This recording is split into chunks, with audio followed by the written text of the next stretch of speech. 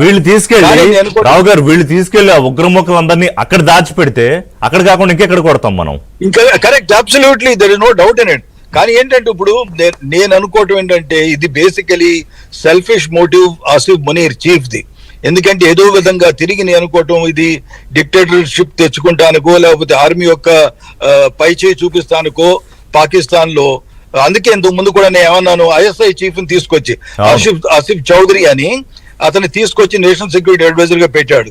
ఆ మూవ్ తోనే కొంత అర్థం ఏంటంటే టిపికల్లీ గవర్నమెంట్ కంట్రోల్ అంతా ఆర్మీ తీసేసుకుంటుంది డైరెక్ట్ గా ఇండైరెక్ట్ గా అనేసి, రైట్.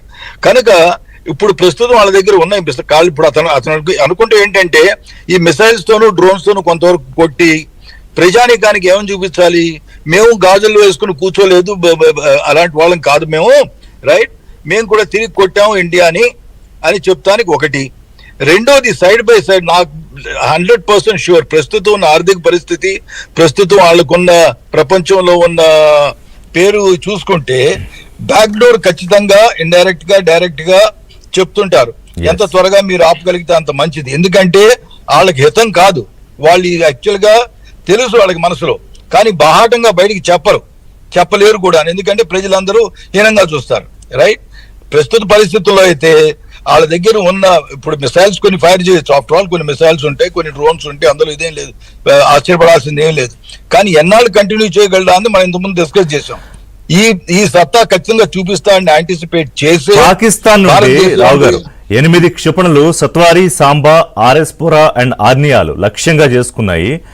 అలాగే ఇందాక మీకు చెప్పినట్టు వైష్ణోదేవి లాంటి ఆలయాలు, అంటే ఏవైతే క్రిటికల్ అండ్ క్రూషియల్ పాయింట్స్, అలాగే ఎయిర్ బేస్ అండ్ ఎయిర్పోర్ట్స్. అంటే పాకిస్తాన్ సైన్యం చూస్తే హమాస్ ఉగ్రవాద సంస్థ ఎలా పనిచేసిందో ఒక ఉగ్రవాద సంస్థ స్థాయిలో పాకిస్తాన్ పనిచేస్తుందా రావు గారు?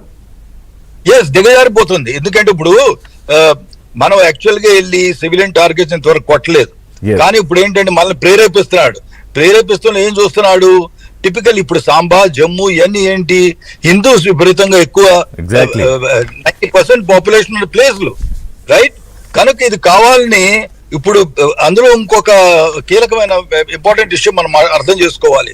ఈ విధం ఏం చేస్తున్నాడు, హిందువుల టార్గెట్స్ కొట్టేటప్పటికి, రైట్, ఇస్లామును హిందూయిజం మధ్యలోంచి ఇంకా కొంతమందిని ప్రేరేపించాలి, ఇంకా కొంతమందిని వెంట తీసుకోవాలి.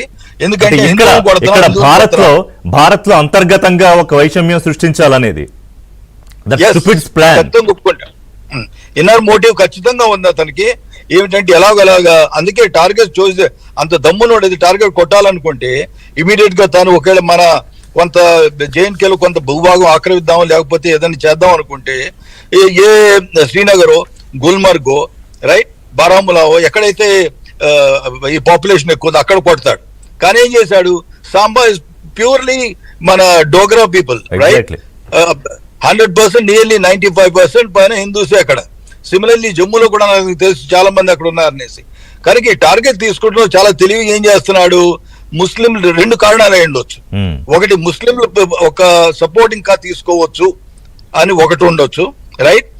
రెండోది దేశానికి చూపించాలి, రైట్, ఈ హిందూ దేశం మనల్ని కొట్టింది, ఆ హిందువులు మనం కొడుతున్నాం అన్నట్టుగా. రావు గారు, మా ఇన్పుట్ ఇన్ఛార్జ్ శ్రీహరి ఉన్నారు మనతో పాటు లైవ్ లో. శ్రీహరి, ఇంటరాక్ట్ విత్ రావు గారు. రావు గారు, ప్రస్తుతం పరిస్థితి చూస్తే అంటే ఎందుకు ఈ టయాన్ని ఎంచుకుందని చెప్పచ్చు? పాకిస్తాన్ యొక్క ఉద్దేశం ఏంటి? అంటే యుద్ధాన్ని కొనసాగించాలన్నా కేవలం భారత్ పైచేయిగా ఉంది కాబట్టి అక్కడ ప్రజలను లేకపోతే ఆర్మీనో సంతృప్తి పరిచేదానికే ఇలాంటి చర్యలకు పాల్పడుతోందా? నా ఒపీనియన్ లో అయితే యుద్ధాన్ని కొనసాగించాలన్నంత ఉద్దేశం అయితే ఉండదు. కాకపోతే ఏంటంటే యుద్ధం చేయకుండా క్వైట్ గా కూర్చున్నా సరే ఒకసారి మనం స్ట్రైక్ చేశాక దేశంలో ప్రజలు హర్షించరు. దేశంలో అపోజిషన్ అవ్వచ్చు, ఆర్మీ వాళ్ళు అవ్వచ్చు, షహనాజ్ పార్టీ అవ్వచ్చు, పీటీఐ పార్టీ ఇమ్రాన్ ఖాన్ అవ్వచ్చు, ఎవరు దీన్ని హర్షించరు. కనుక తిరిగి కొడతాడని మనకి ఖచ్చితంగా ఉంది. కానీ మనం అప్పుడు ఏం చూసాం, ఏ టైప్ టార్గెట్ తీసుకుంటాడని. కానీ ఇప్పుడు ఏం